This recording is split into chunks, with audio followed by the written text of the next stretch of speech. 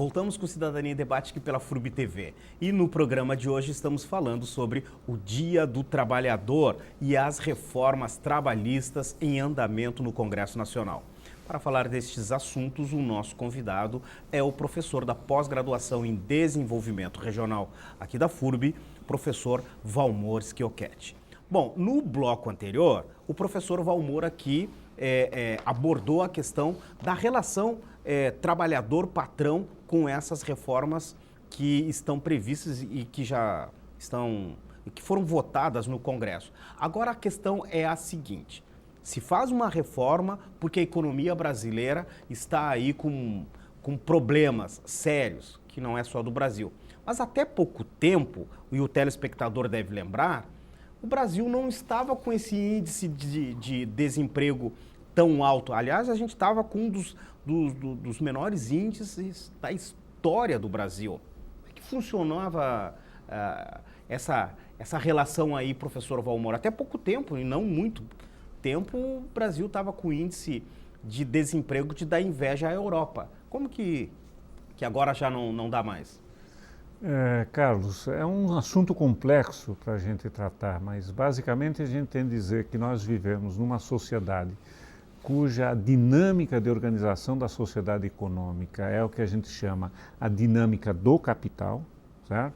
O que nós tínhamos como experiência, né, a sociedade socialista, a experiência soviética, ela termina na década de 90 e basicamente aí sobra um único modelo econômico, vamos dizer, que organiza o mundo, né, que é o sistema capitalista. Né? Esse empoderamento do sistema capitalista enquanto forma de organização da sociedade, ele vem se desenvolvendo de forma desigual pelo mundo, né? Então, quando a China abre possibilidade de investimento para as empresas, certo? Altera a condição na Europa, altera a condição no Brasil.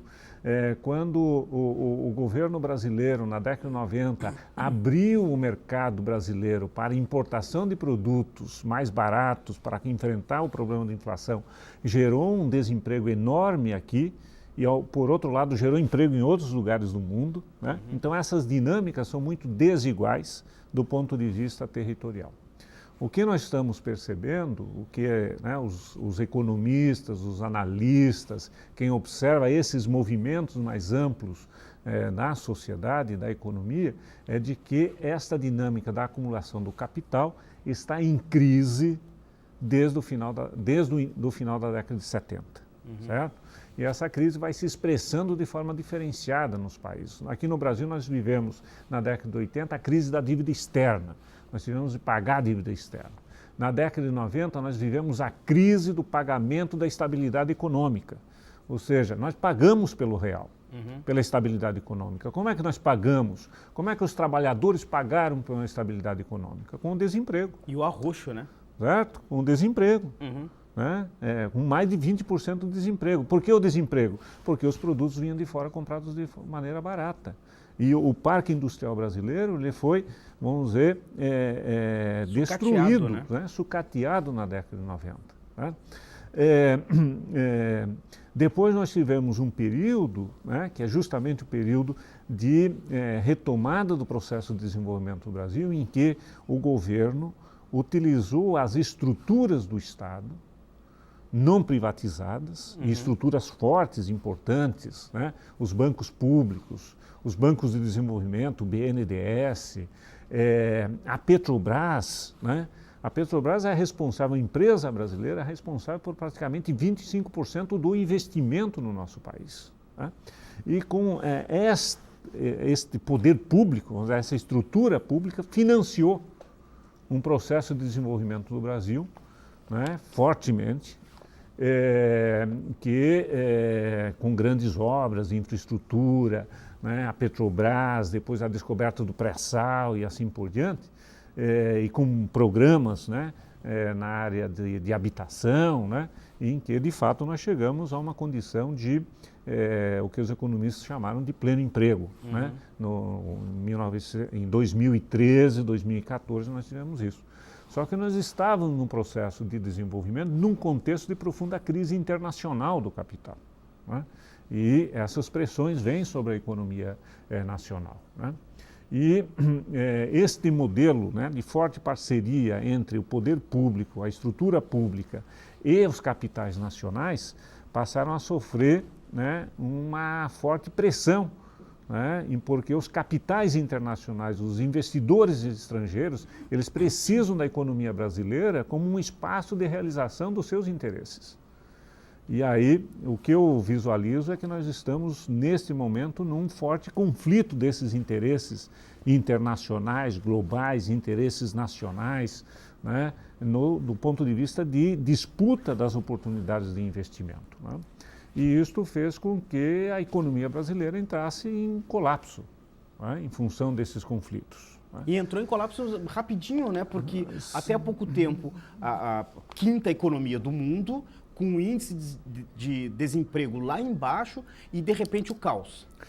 Tem uma hipótese sobre isso, que é uma hipótese não é complexa, de que houve uma greve dos investidores, certo? Ou seja, quem investiu no Brasil nos últimos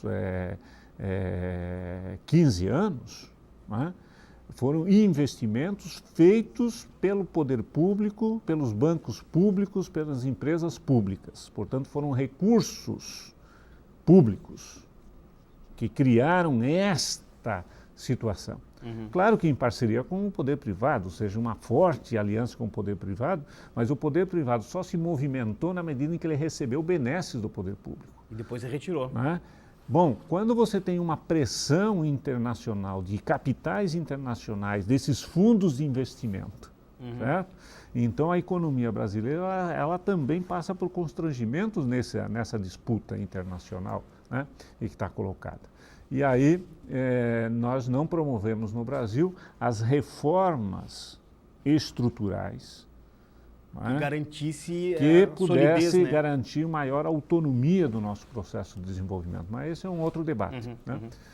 Bom, e chegamos num contexto de crise profunda, uma crise política, em que a eleição de um Congresso Nacional, não é? Sem uma preocupação, um Congresso Nacional sem ser representativo de um projeto nacional.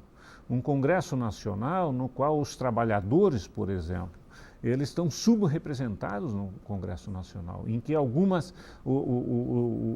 os capitais estão super representados no Congresso Nacional, o agronegócio está super representado no Congresso Nacional, algumas corporações estão super representadas no Congresso Nacional. Quando se fala, né, de que é um Congresso Nacional em que você tem uma bancada de mais de 200 deputados, comprados, né?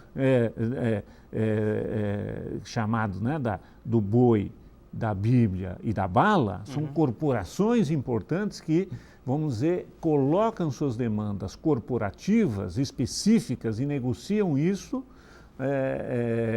e colocam em risco um projeto nacional de desenvolvimento em torno disso, né?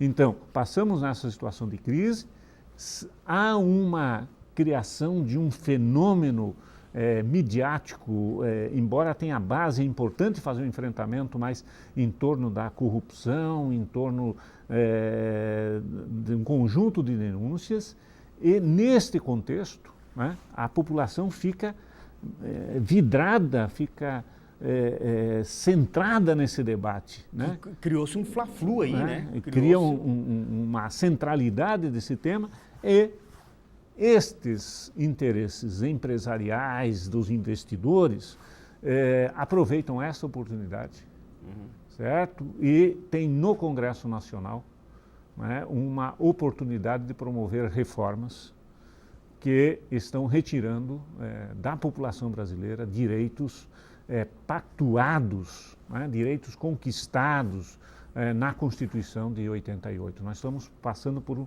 reformas constitucionais que os analistas estão de acordo com isso. Aquela Constituição Cidadã de 88, ela não existe mais. Rasgaram. Porque aquele contrato social, né, que era para gerar um maior equilíbrio na apropriação da riqueza nacional, ele foi rasgado de alguma maneira com esse conjunto de reformas que estão sendo implementadas. Seja né, uma revisão da ação do Estado, do papel do Estado, e seja do ponto de vista de uma revisão das leis que regem as relações de trabalho e dos direitos sociais no nosso país. O Dia do Trabalho, então, é um dia triste? O Dia do Trabalho é um dia como sempre foi, certo? Na história da nossa sociedade. O Dia do Trabalho é um dia sempre de luta, de resistência, né? Porque o trabalho e o trabalhador, frente ao poder da riqueza, ele é vai ter que resistir, né? Ele é o ponto fraco, o elo fraco. E a única fortaleza do trabalho, dos trabalhadores, é a sua união, a sua unidade, que está sendo quebrada nesse momento, na medida em que está se propondo nas reformas a individualização da relação de trabalho, né? Ou seja, está se propondo a substituição de um sistema coletivo de negociação por um sistema individualista, né? E, portanto, o trabalhador ele vai estar muito mais debilitado frente ao poder do capital, né? E se está quebrando os instrumentos de representação coletiva dos trabalhadores, né?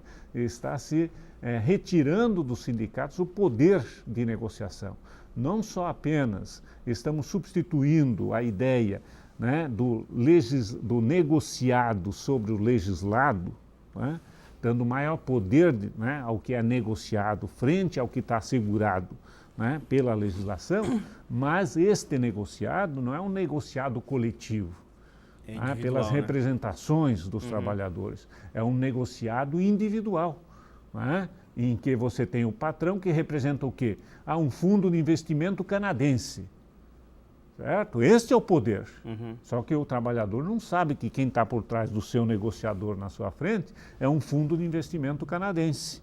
É um fundo de investimento não se sabe de onde, porque o patrão representa os interesses acionários deste poder. E eu sou um trabalhador, o que eu tenho? Eu tenho força de trabalho, eu tenho minha capacidade, certo? Só que ao meu lado nós temos milhares de outras pessoas com a disposição para trabalhar, com a necessidade de trabalhar e assim por diante. Portanto, esta situação só vai se reverter se o 1º de maio continuar sendo o 1º de maio e se o 1º de maio for todos os dias do ano, no sentido de que os trabalhadores, a população perceba que a única força que ela tem é a unidade, é a organização, não é? É colocar claramente os seus interesses e fazer a defesa, e fazer a defesa dos seus interesses, porque o trabalho é a fonte de vida das pessoas. O trabalho não é uma mercadoria. O trabalho é a vida das pessoas. E a defesa da vida é a defesa das pessoas. E não é o capital, não são os investidores, não são os fundos de investimento que estão preocupados com a vida das pessoas. Eles estão preocupados em acumular riqueza. Professor Valmor, obrigado por estar aqui no Cidadania em Debate para fazer essa reflexão, né, em função do Dia do Trabalho.